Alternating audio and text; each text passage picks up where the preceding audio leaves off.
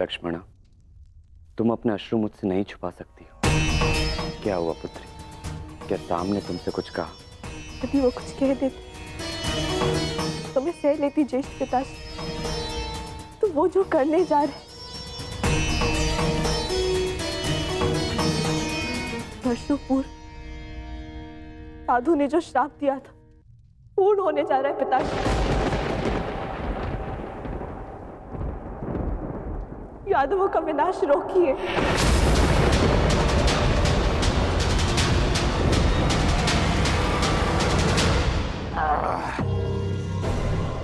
अद्भुत! आज मदरा मिली पीने को, वो भी मन भर के। वाह!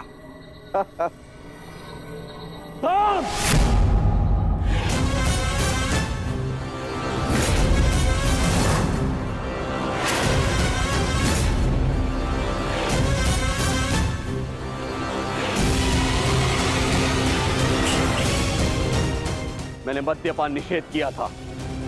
द्वारका के अंदर मदिरा लाने का साहस कैसे किया तुमने साम? तुम युवराज हो, द्वारका के अगले राजा। तुम्हें ये सब शोभा नहीं देता है। और तुम सब साम के मित्र हो ना? तुम्हारा कर्तव्य है, यदि युवराज के पद अनुचित मार्ग पर जाए तो उन्हें अनुचित मार्ग पर जाने से रोके, उचित मार्ग दिखाए। और तुम लोग स्वयं उसे अनुचित मार्ग पर जाने दे रहे हो। कैसे? ताऊश्री, जो कहना है मुझसे कहिए। इनसे क्या बात कर रहे हैं जो आपकी आंखों में आंखें नहीं मिला सकते? इनसे प्रश्न करके क्या लाभ? लज्जा नहीं आती तुम्हें साम? बड़ों की आज्ञा तुमने सदा ही टाली है, अब राज आज्ञा का भी उल्लंघन करने लगे। क्या ताऊश्री, हर बात पे रोक टोक। क्या किया आपने अपने समस्त जीवन में? हाँ? दूध पिया और माखन खाया। ताऊश्री, अरे ताऊश्री, मदिरा तो चक्कर देखिए। जीवन का वास्तविक आनंद तो इसमें है। आप मदिरा पिएंगे तो आपको भान हो जाएगा कि आपने अनुज के दाव बनने के अतिरिक्त भी इस जीवन में और बहुत कुछ है। बड़े होकर जन्म लिया आपने, मदिरा पीजिए। अपने बड़े होने के पद का और उसकी शक्ति का भी भान हो जाएगा आपको। लीजिए। साम!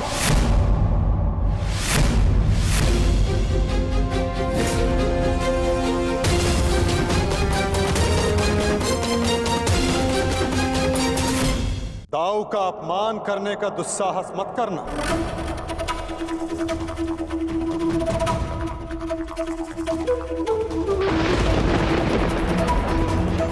परिहास और उपहास में अंतर होता है साम। परिहास संग में उपस्थित सबको आनंद देता है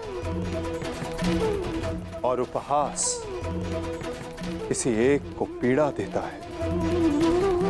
और तुम्हारा उपहास इस समय जिनको पीड़ा दे रहा है वो मेरे ज्येष्ठ भ्राता है, मेरे दाऊ है साम।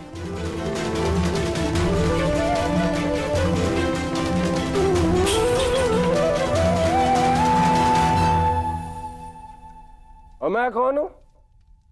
हाँ? कौन हूं मैं? पुत्र या कुपुत्र? आपको तो सदैव अभिमन्यु जैसा पुत्र चाहिए था। कभी उसे मामा बनकर सिखाया तो कभी मित्र और सखा बनकर पांडवों को संभाला। परंतु ये भूल गए कि आपका भी एक पुत्र है। स्मरण है आपको? स्मरण है? नहीं। आपको स्मरण है?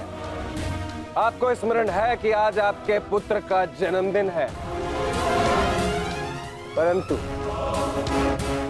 ये भूल गए कि आज के दिन अपने पुत्र से प्रेम से मिलने आना चाहिए, ना कि इस प्रकार कटु मुख बनाकर।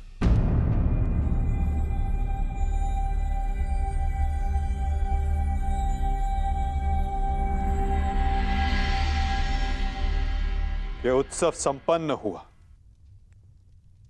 आप सब जाओ यहां से। कोई नहीं जाएगा। यह उत्सव मैंने रखा है और यह कब संपन्न होगा इसे मैं निर्धारित करूंगा।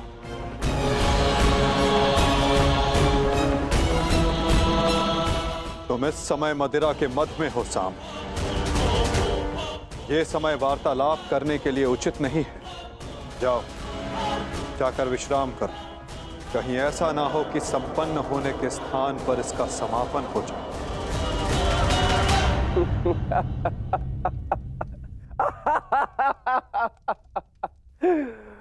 मत में तो अंधे आप भी है वासुदेव।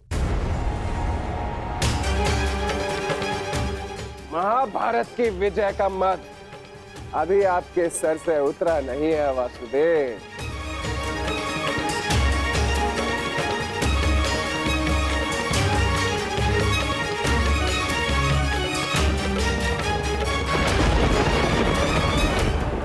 उचित कहा सामने वासुदेव।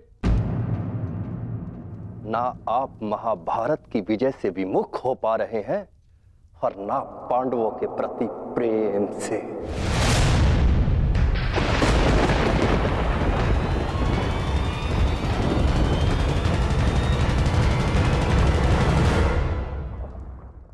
पांडवों से इतना प्रेम था आपको कि अपने ही यादव कुल का ध्वंस कर बैठे।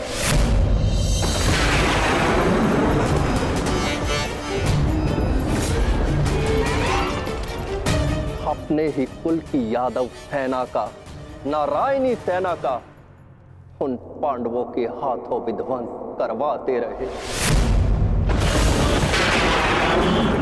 और उस अर्जुन को गीता का ज्ञान दिया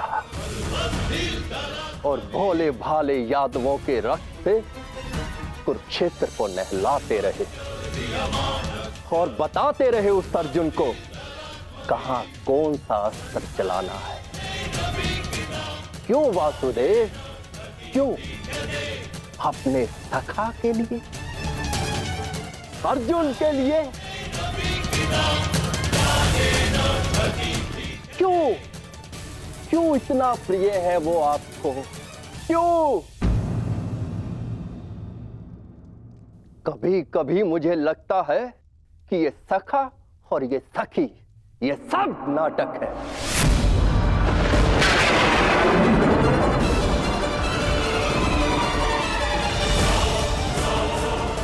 प्रतीत होता है जैसे पंचाली के छठे पति आप स्वयं हैं।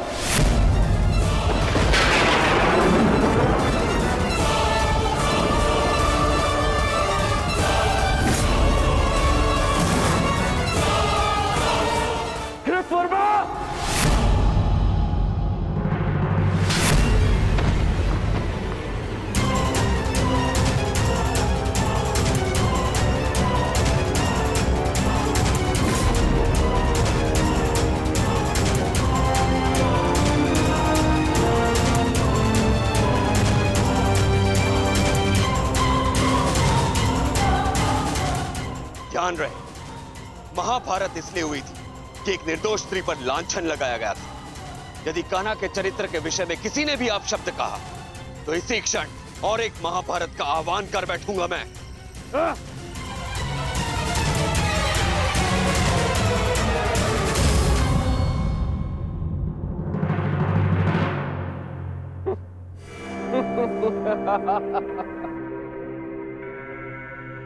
वाह, प्रेम हो तो ऐसा, भाई हो तो ऐसे। एक को कुछ कहो तो दूसरे का हाथ उठता है। परंतु ताउश्री, आप भूल रहे हैं, कृतवर्मा मेरे लिए भाई समान।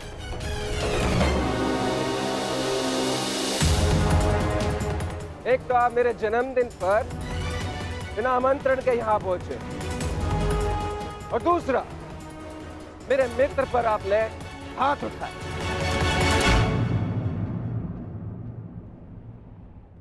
दुष्ट साहस का दंड आपको अवश्य मिलेगा। सावधान साम।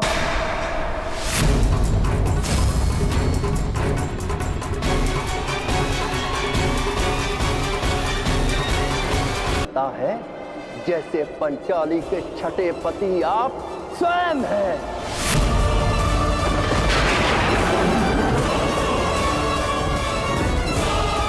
कृतवर्मा!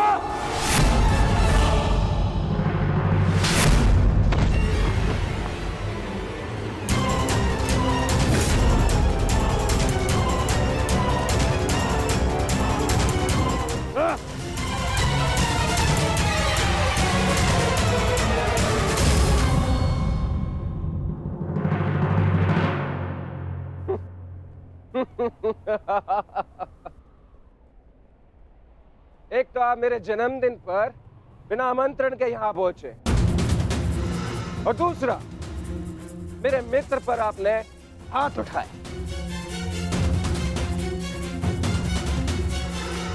इस दुष्ट साहस का दंड आपको अवश्य मिलेगा। सावधान साम।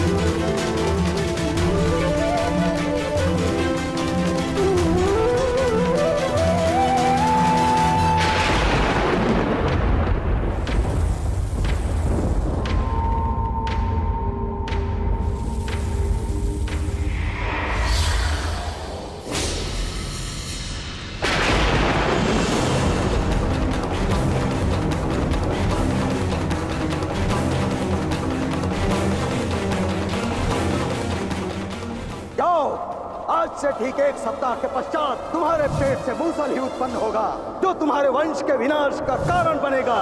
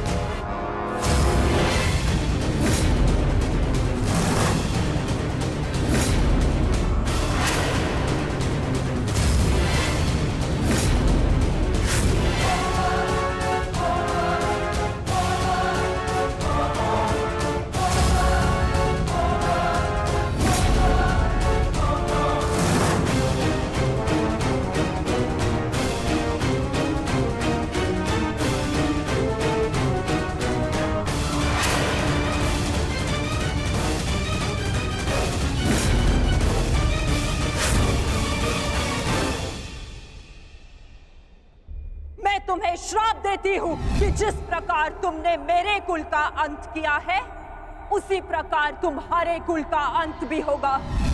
तुम्हारा कुल भी ऐसे ही आपस में लड़कर नष्ट हो जाएगा।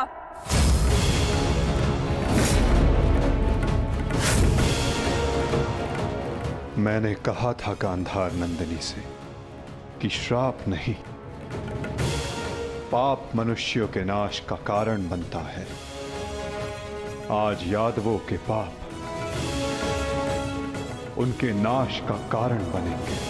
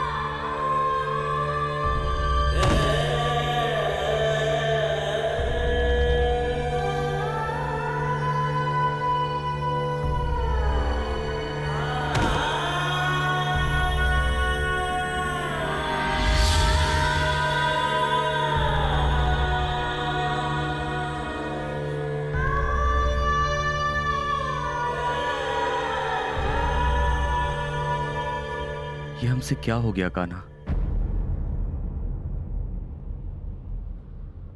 हमने अपने ही कुल का नाश कर दिया। नहीं दाऊ, मनुष्य का विनाश उसके पाप कर्मों से होता है। यही नियति है और यादवों ने अपनी नियति स्वयं चुनी। जब जब मनुष्य अपने भीतर मद, दांभ और क्रोध को जगाएगा, तब तब वो ऐसे ही भूमि पर सो जाएगा।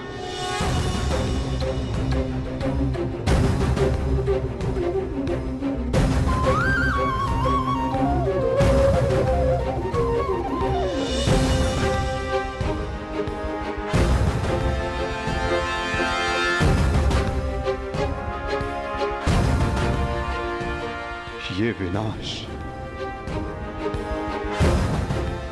संसार के लिए एक उदाहरण होगा कि मत से उपजित क्रोध सदैव अपना और अपनों का सर्वनाश करता है। दाऊ,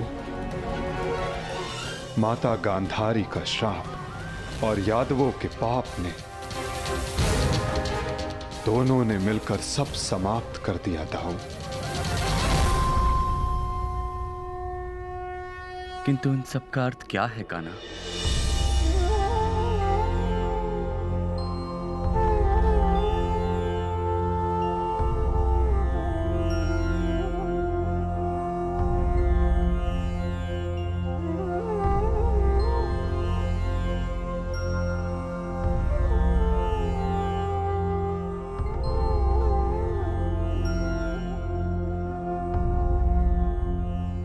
इसका अर्थ यह है दाऊ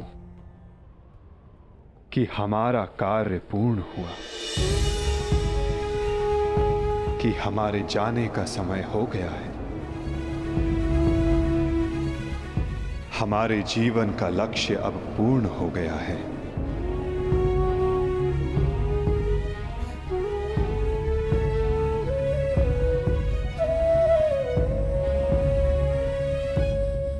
जब अंत आ रहा है तो प्रारंभ से हो। प्रारंभ से ही मैं श्री हरि का सेवक रहा हूं, तो अंत भी उनके चरणों में ही हो।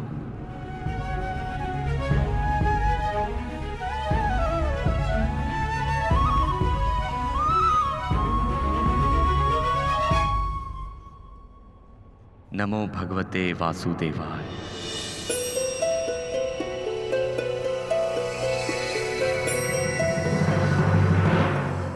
जब अंत आ रहा है तो प्रारंभ से हो। प्रारंभ से ही मैं श्री हरि का सेवक रहा हूं, तो अंत भी उनके चरणों में ही हो।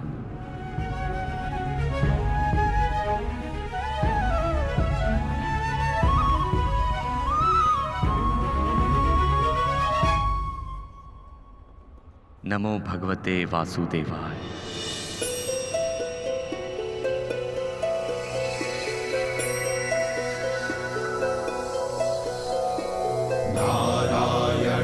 नमस्कृत्य नरं चैव नरोत्तमं देवीं सरस्वतीं व्यासं ततो जयम् उदीरयेत्। नारायणं नमस्कृत्य नरं चैव नरोत्तमं देवीं सरस्वतीं व्यासं ततो जयम् नमस्कृत्य नरं चैव नरोत्तमं देवीं सरस्वतीं व्यासं ततो जयम् उदीरयेत्।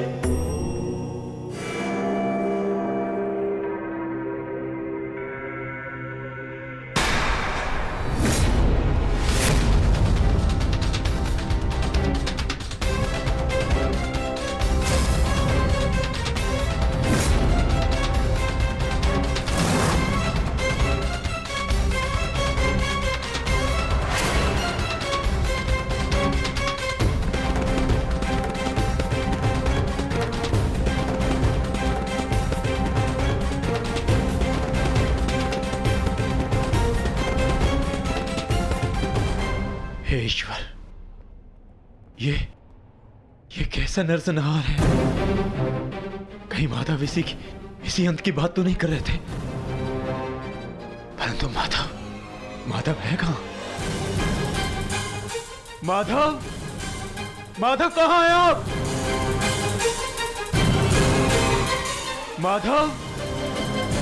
माधव कहां है आप?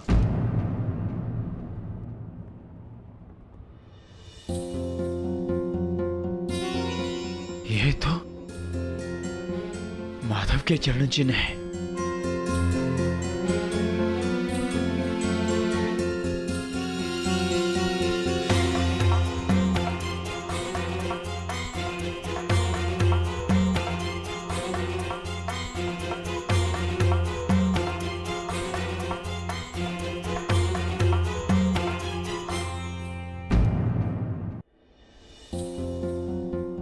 ये तो माधव के चरण चिन्ह है।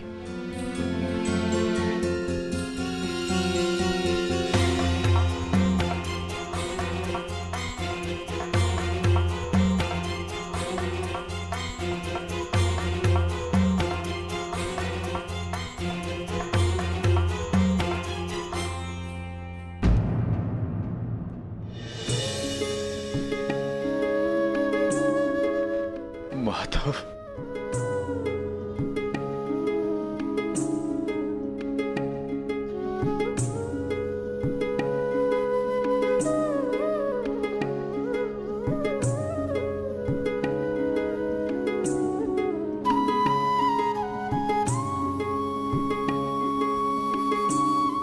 आओ पार्थ, तुम्हारी ही प्रतीक्षा थी।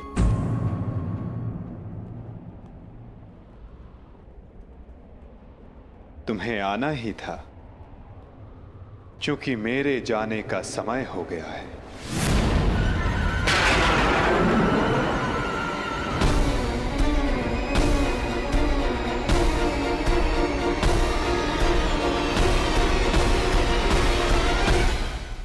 ये सब क्या हो गया माधव?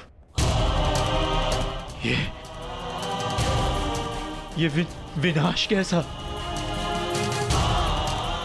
हर प्राणी के जीवन का एक कारण होता है, एक लक्ष्य होता है पार्थ, और उस लक्ष्य के पूर्ण हो जाने के पश्चात उसका सृष्टि में रहना संतुलन बिगाड़ता है। कुरुक्षेत्र के युद्ध में जो शक्ति शेष रह गई थी वो संतुलन बिगाड़ रही थी पार्थ। जब शक्ति के साथ उत्तरदायित्व का भान ना हो तो मनुष्य पापी बन जाता है, और यादवों के अंत के साथ उस पाप का भी अंत हुआ पार्थ। सदैव स्मरण रखना पार्थ, बिना उत्तरदायित्व के भान की शक्ति सदैव विनाश लाती है।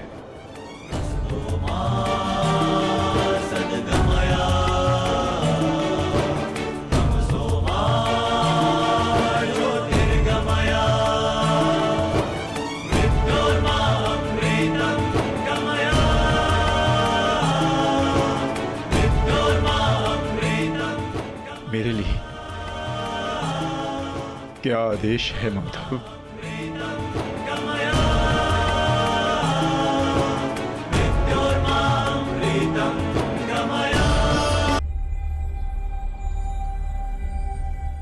काल की भूख मिट चुकी है पार्थ, परंतु सागर अब भी प्यासा है।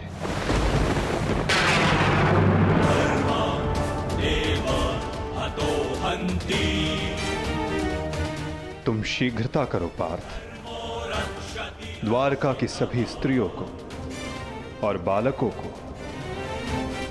अपने साथ हस्तिनापुर लेकर लौट जाओ।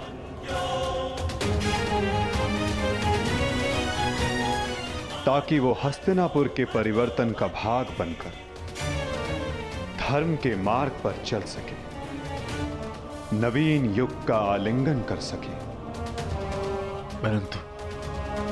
परंतु माधव, आप? आज मैं तुम्हारा सारथी नहीं हूं पार्थ। आज मैं तुम्हारे किसी भी प्रश्न का उत्तर नहीं दे सकता। आज मैं तुम्हारा सखा हूं, एक ज्येष्ठ भ्राता के समान हूं पार्थ, और जैसा मैंने कहा है वैसा करो पार्थ।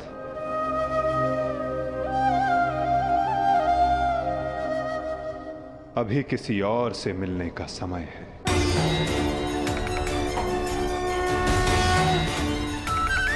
जैसी आपकी आज्ञा।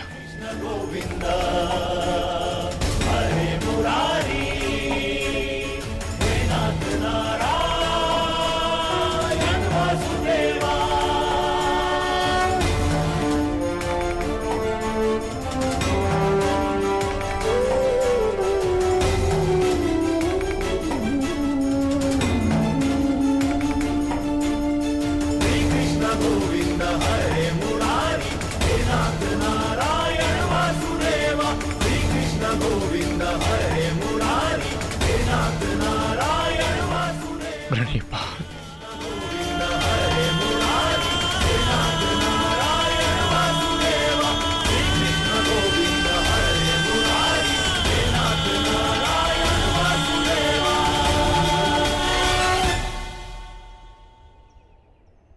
कौरव वंश के वट वृक्ष महामहिम भीष्म, जिन्हें इच्छा मृत्यु का वरदान था, क्या वासुदेव ने उन्हें अपने छल से धराशाही नहीं करवाया है? यही तुम्हारा अंतिम अवसर है पार्थ। पितामह को इस पीड़ा से मुक्त करो पार्थ।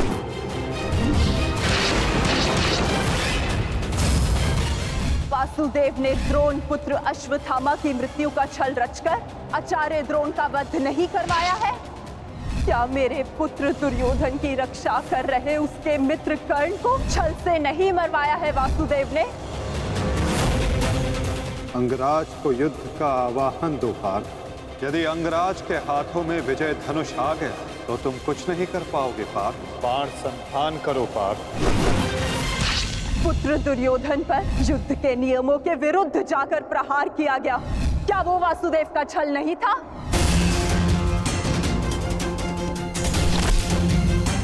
मैं तुम्हें श्राप देती हूँ कि जिस प्रकार तुमने मेरे कुल का अंत किया है, तुम्हारा कुल भी ऐसे ही आपस में लड़कर नष्ट हो जाएगा।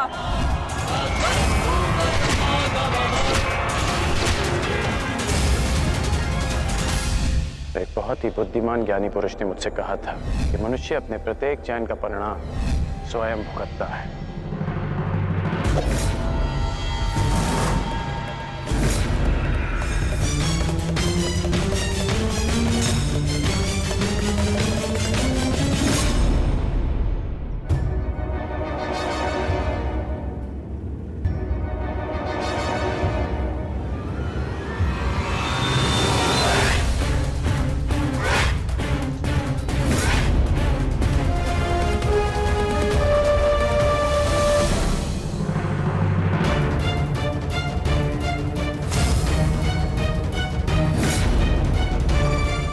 आज अच्छा आखेट मिलेगा।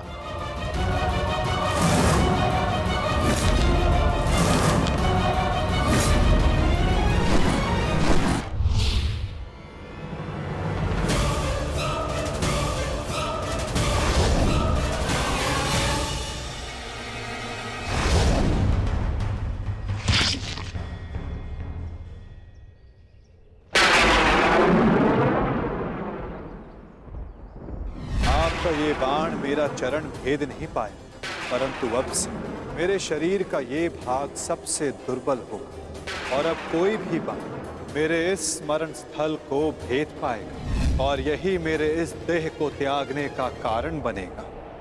आपका स्वागत है कालदेव। माता गांधारी का श्राप अब पूर्ण हुआ।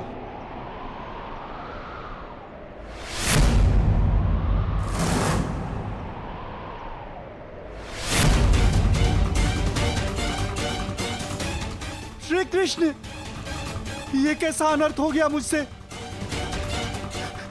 प्रभु, प्रभु मुझे माफ कर दो प्रभु, मुझसे बहुत बड़ी भूल हो गई। मुझे लगा कि यहाँ कोई हिरण है, परंतु। तुम विलाप ना करो व्याध, तुमने कुछ भी अनुचित नहीं किया। जो कुछ भी होता है सब में मैं स्वयं सम्मिलित होता हूं। कर्म के चक्र को कोई नहीं टाल सकता। त्रेता युग में मैंने जब श्री राम का अवतार लिया था, तब उस युग में तुम वीर वानर वाली के नाम से प्रसिद्ध थे और उस युग में मैंने बाण चलाकर तुम्हारा वध किया था और उस कारण हेतु आज तुम्हारा बाण मुझे आकर लगा है। मेरे जीवन का उद्देश्य धर्म स्थापना था और अब जब धर्म की नींव रखी जा चुकी है तो मेरी उपस्थिति इस धरती का संतुलन बिगाड़ देगी। हर मनुष्य इस धरती पर एक उद्देश्य लेकर आता है और उस उद्देश्य को पूर्ण करना उसका कर्तव्य होता है। मैंने अपने जीवन का उद्देश्य पूर्ण किया और आज तुमने अपना कर्तव्य पूर्ण किया व्याध, किंतु जब जब धरा पर अधर्म और अन्याय बढ़ेगा, मैं तब तब लौटकर पुनः आऊंगा। मैं जा रहा हूं, किंतु मेरी सीख गीता का ज्ञान बनकर समस्त संसार में शेष रहेगी। वो बालकों की चंचलता में होगी, इस संसार के कण कण में होगी। रूप बदलेगा, किंतु मैं सदैव रहूंगा। शरीर का अंत होता है, किंतु जो अमर रहता है वो है सीख।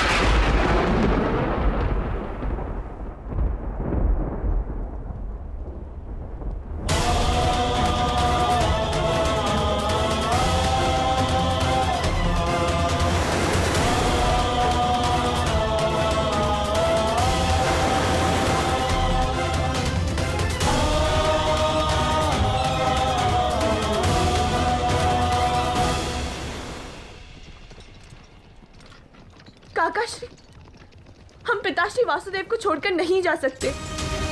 ये उनका ही आदेश है लक्ष्मणा। द्वारका का अंत होने को है। उनका आदेश था कि मैं तुम सभी को यहां से हस्तिनापुर ले जाऊं। मैं उनके आदेश का पालन कर रहा हूं और तुम्हारा भी यही कर्तव्य है।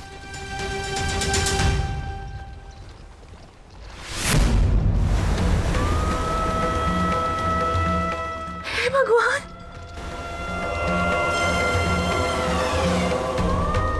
हमारा द्वारका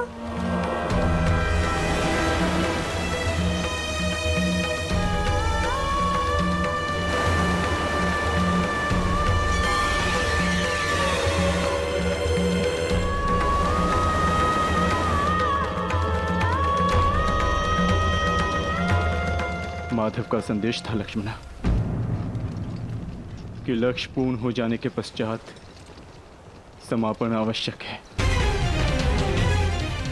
अन्यथा संतुलन बिगड़ता है। सृष्टि अपना संतुलन बना रही है लक्ष्मणा।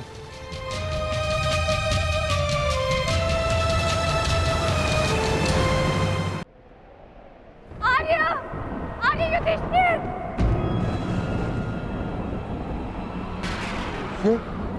ये तो पांचाली का स्वर है।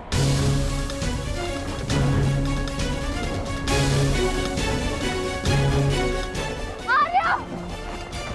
आर्य! आर्य! माधव! क्या हुआ पांचाली? माधव किसी संकट में है आर्य। द्वारका पर कोई संकट आया वो। माधव किसी समस्या में, हम हाथ पर हाथ धरे नहीं बैठ सकते। शांत शांत शांत शांत पांचाली, शांत। तनिक सोचो, जो हर समस्या का हल है, जो हर संकट का मोचन है, उन माधव को कुछ नहीं होगा। और फिर अर्जुन द्वारका गया है ना। परंतु आर्य। धैर्य रखो पांचाली, माधव को कुछ नहीं होगा। मुझे उन पर पूरा विश्वास है और अपने अनुज अर्जुन पर भी।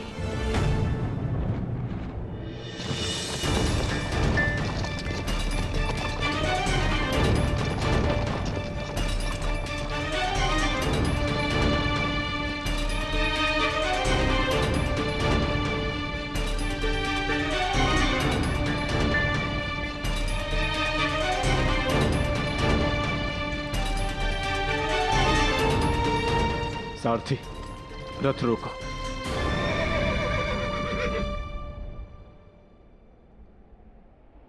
ये स्थान सुरक्षित लग रहा है। क्या हुआ काकाश्री? आपने रथ क्यों रुकवा दिया? यात्रा थकान को जन्म देती है लक्ष्मणा। कुछ प्रहर विश्राम कर लेना चाहिए। चलो।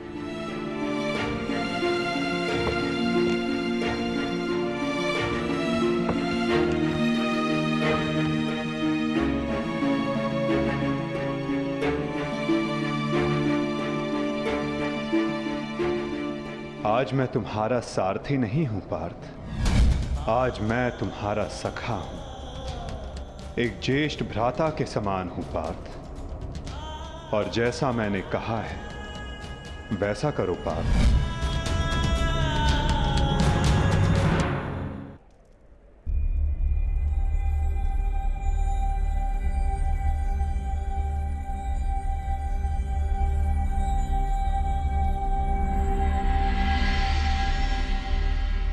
ये सब क्या हो रहा है काकाश्री?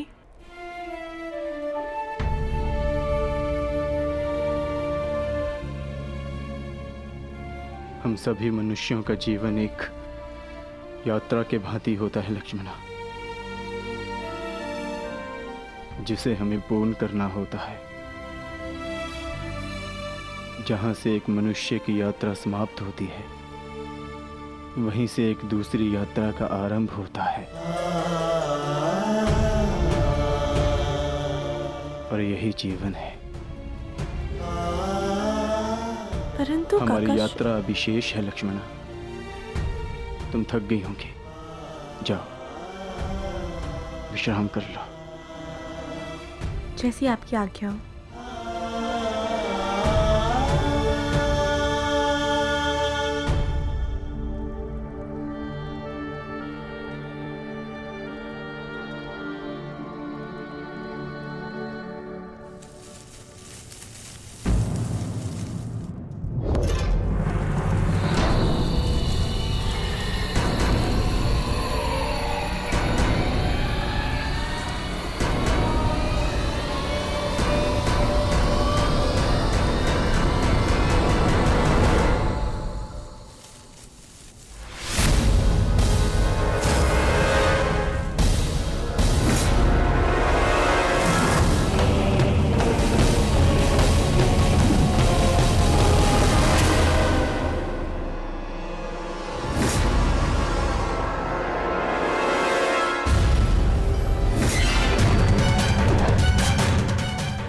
सावधान! पीछे हट जाओ, अन्यथा परिणाम भुगतने के लिए सज्ज हो जाओ। उत्तर दो इसे।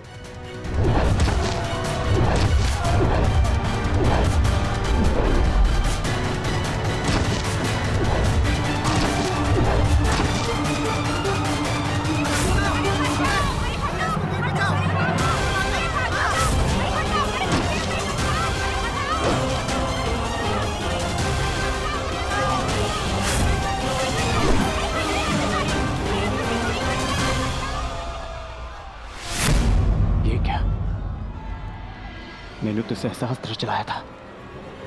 मेरे बाण शस्त्र बाणों में परिवर्तित क्यों नहीं हो रहे?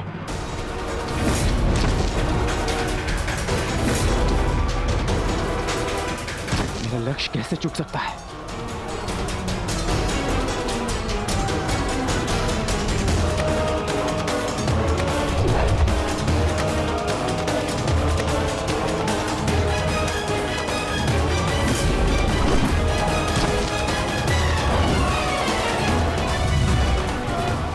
पर्वतास्त्र।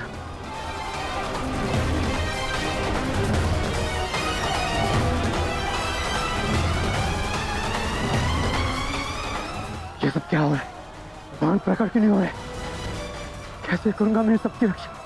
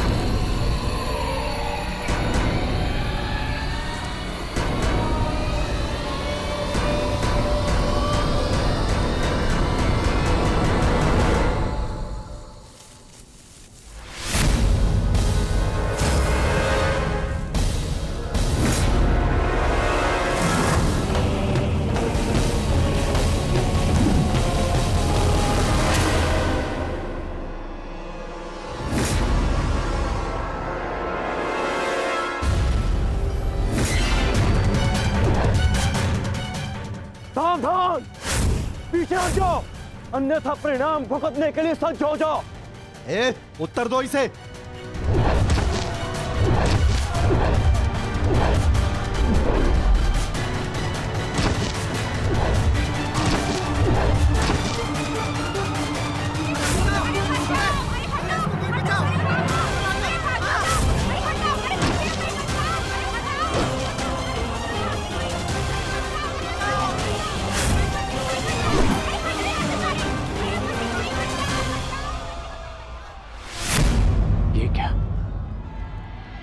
मैंने तो सहस्त्र चलाया था।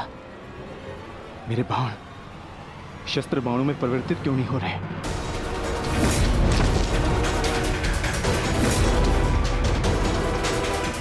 मेरा लक्ष्य कैसे चूक सकता है?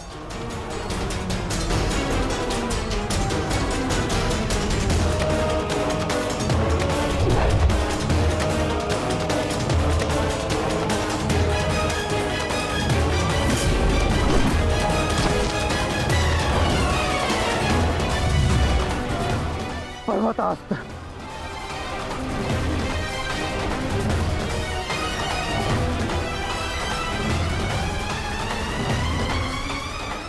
ये सब क्या हो रहा है? बाण प्रकट क्यों नहीं हो रहे? कैसे करूंगा मैं सबकी रक्षा?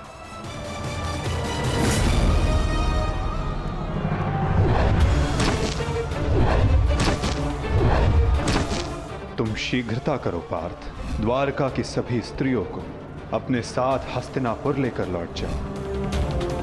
किंतु माधव, मैं आपके आदेश का पालन कैसे करूं? कैसे करूं इन सबकी रक्षा?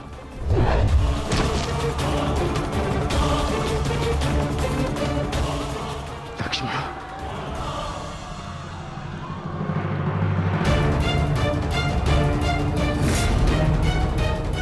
इधर छुप के बैठिए। उठ, उठ, चलो, चल, चल।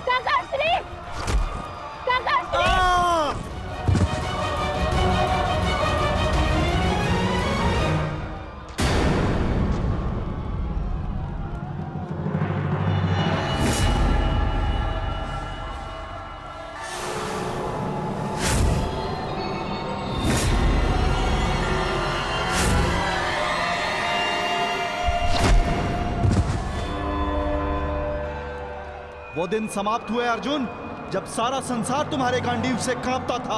अब नवयुग आरंभ हो चुका है।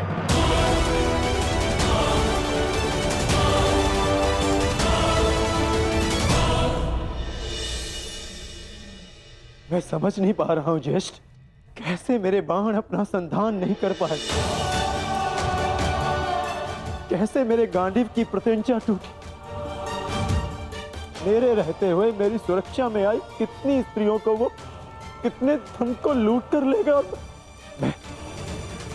मैं कुछ नहीं कर सका। मैं माधव के आदेश का पालन नहीं कर पाया जैसे।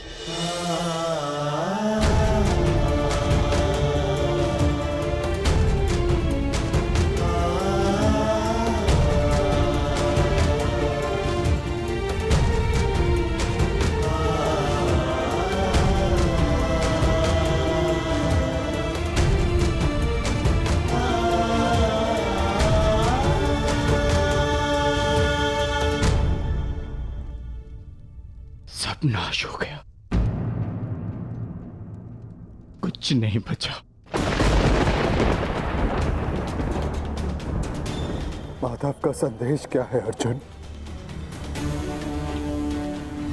हर प्राणी के जीवन का एक कारण होता है, एक लक्ष्य होता है पार्थ, और उस लक्ष्य के पूर्ण हो जाने के पश्चात उसका सृष्टि में रहना संतुलन बिगाड़ता है। द्वारका की सभी स्त्रियों को और बालकों को अपने साथ हस्तिनापुर लेकर लौट जाओ, ताकि वो हस्तिनापुर के परिवर्तन का भाग बनकर धर्म के मार्ग पर चल सके, नवीन युग का आलिंगन कर सके। मैं समझ गया अर्जुन, मैं समझ गया।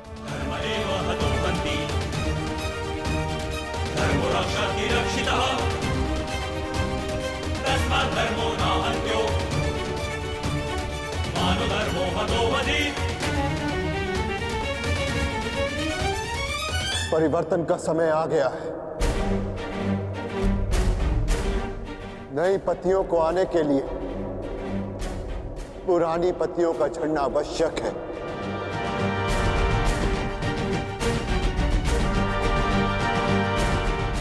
आपका मंतव्य क्या है आर्य?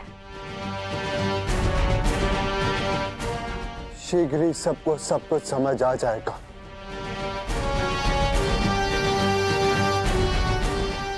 हस्तिनापुर की राजसभा का आह्वान किया जाए। परीक्षित और वृषकेतु को अवश्य बुलाया जाए।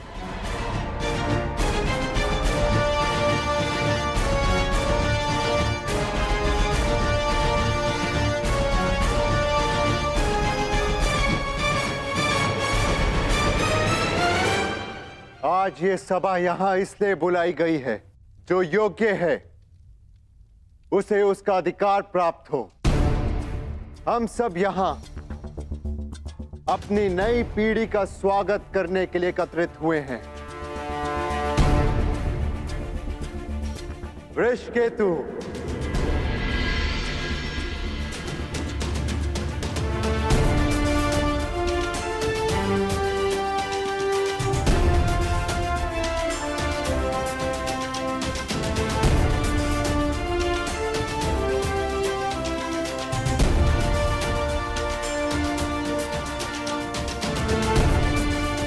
परीक्षित,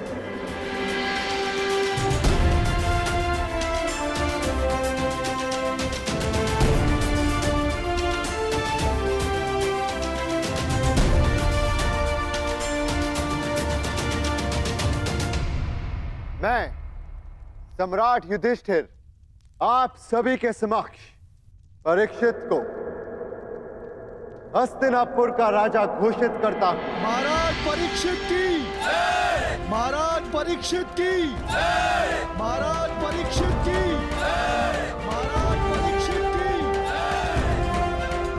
और वृषकेतु को इंद्रप्रस्थ नरेश घोषित करता हूं। महाराज वृषकेतु की, महाराज वृषकेतु की, महाराज वृषकेतु की, महाराज वृषकेतु की।